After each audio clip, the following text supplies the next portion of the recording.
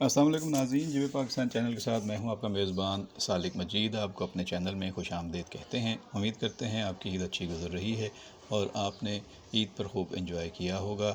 آپ نے ڈرامے بھی دیکھے ہوں گے اور عید کے اسپیشل شوز بھی اور ٹیلی فلمز بھی، ان کے بارے میں بھی ضرور ہمیں کمنٹ باکس میں بتائیے گا کیا پسند آیا کیا نہیں۔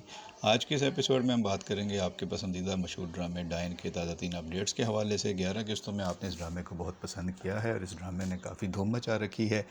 بہت زیادہ توقعات بھی تھیں اس ڈرامے سے اور بہت اچھی اداکاری دیکھنے کو مل بھی رہی ہے۔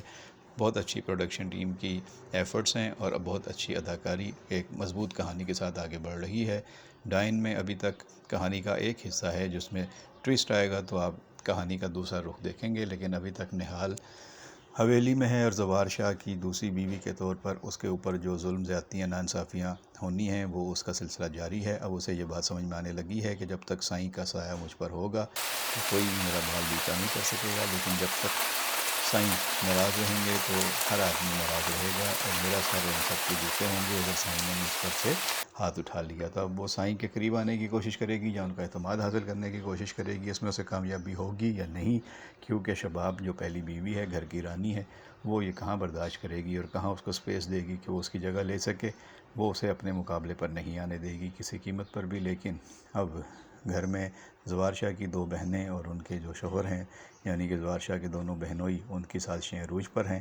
اب نہال کا باپ شکیل انصاری بھی اس پوری سیاسی بساط کا حصہ بن چکا ہے۔ وہ بھی اس گھر کے معاملات میں اور اس کے دولت کے اوپر اس کی بھی نظر ہے۔ پہلے صرف دو بہنوئیوں کی نظر تھی پوری جائیداد پر زوار شاہ کی، اب شکیل انصاری بھی پلان بنا رہا ہے کہ وہ کس طریقے سے اپنی بیٹی کے ذریعے یہاں راج کر سکتا ہے یا پوری جو دولت و جائیداد میں حصہ دار بن سکتا ہے۔ تو کہانی میں ابھی سازشیں اور لالچ یہ جو ہے وہ غالب آیا ہوا ہے۔ دوسری طرف جو ظلم و ناانصافیاں ہونی تھی نہال کے ساتھ وہ ہو رہی ہیں۔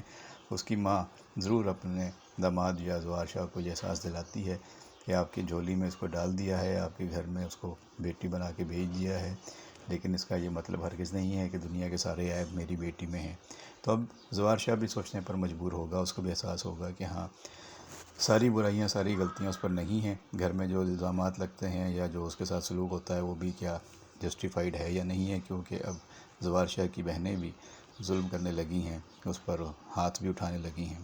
تو اب اس کی مدد میں کون آئے گا سوائے شباب کے، جو اس کو بیاہ کر لائی ہے اور وہ اس کے جانشین آنے تک، وارث آنے تک اس کو جو ہے وہ پیار سے رکھنا چاہتی ہے، خیال رکھنا چاہتی ہے اس کی۔ لیکن آگے ہونے والا کیا ہے اس کے لیے آپ کو ڈرامہ دیکھنا پڑے گا۔ اب تک آپ کو ڈرامہ کتنا اچھا لگا ہے، کہ اس کی اداکاری کیسی لگی ہے، کہانی کیسی لگی ہے، ضرور کمنٹ باکس میں بتائیے گا۔ اپنا خیال رکھیے گا، بہت شکریہ۔